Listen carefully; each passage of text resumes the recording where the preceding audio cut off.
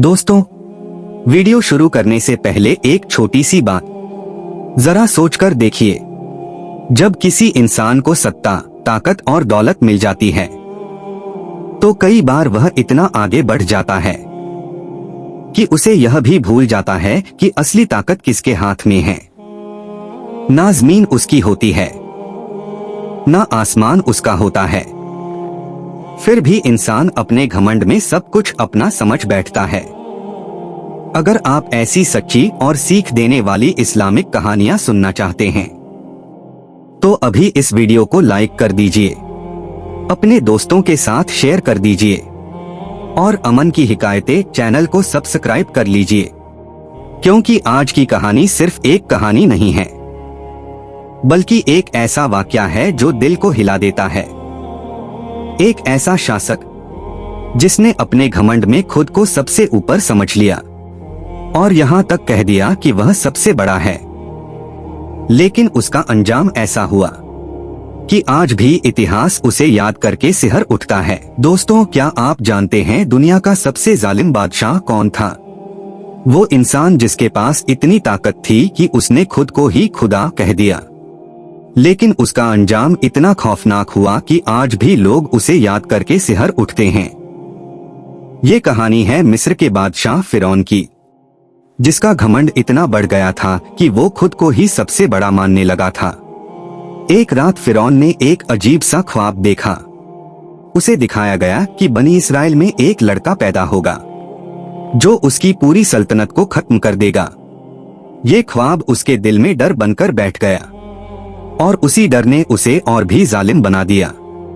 उसने तुरंत हुक्म दे दिया, बनी इस्राएल में जो भी लड़का पैदा हो उसे मार दिया जाए। सोचो उस वक्त का हाल। हर घर में डर था, हर माँ अपने बच्चे के लिए रो रही थी। लेकिन यहीं पर अल्लाह की कुदरत सामने आती है। जिस बच्चे से फिरौन डर रहा था, अल्लाह ने उसी को फिरौन के अपने ही महल में पाला। वो बच्चा था हजरत मूसा अलैहिस्सलाम।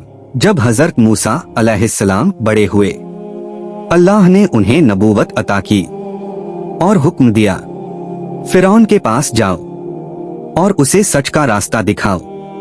मूसा अलैहिस्सलाम जब फिरौन के दरबार में पहुंचे तो उन्होंने उसे अल्लाह की तरफ बुलाया, लेकिन फिरौन ने उनकी बात को हल्के में लिया, बल्कि उनका मजाक उड़ाया। उसने अपनी ताकत दिखाने के लिए अपने सबसे बड़े जादूगरों को बुलाया। एक बड़ा मैदान तैयार हुआ, हजारों लोग इकट्ठा हुए। जादूगरों ने अपनी रस्सियां और लकड़ियां जमीन पर फेंकी और वो सब सांपों की तरह हिलने लगी। लोग ये देखकर डर गए, लेकिन मूसा अलैहिस्सलाम बिल्कुल शांत खड़े रहे। फिर अल्लाह के हुक्म से मूसा अलैहिस्सलाम ने अपनी लाठी जमीन पर डाली और वो एक असली सांप बन गई। उसने जादूगरों के सारे नकली सांपों को निगल लिया। ये देखकर जादूगर समझ गए, ये जादू नहीं बल्कि अल्लाह की सच्ची ताकत है। और उसी वक्त वो सब सजदे में गिर गए और ईमान ले आए।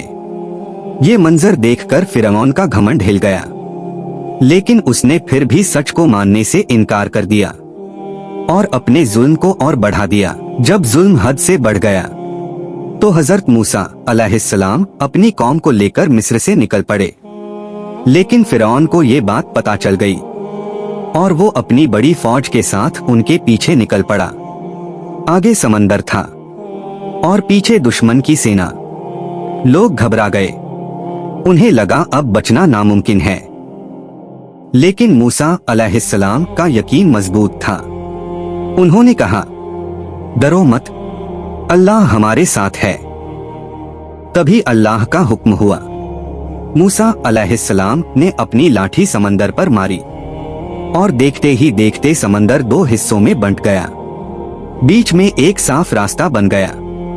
मूसा अलैहिस्सलाम और उनकी पूरी कौम उस रास्ते से निकल गई।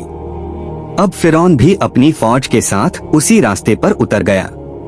उसे लगा कि अब वो उन्हें पकड़ लेगा, लेकिन जैसे ही वो समंदर के बीच में पहुंचा, अल्लाह का हुक्म हुआ और पानी वापस अपनी जगह आ गया।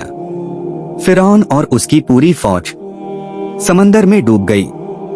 उसका घमंड, उसका गुरूर, सब कुछ एक ही पल में खत्म हो गया। ये कहानी हमें एक बड़ी सीख देती है। चाहे इंसान कितना भी ताकतवर क्यों न बन जाए, वो अल्लाह से बड़ा कभी नहीं हो सकता। और अगर इंसान का यकीन सच्चा हो तो मुश्किल में भी रास्ता खुद बन जाता है।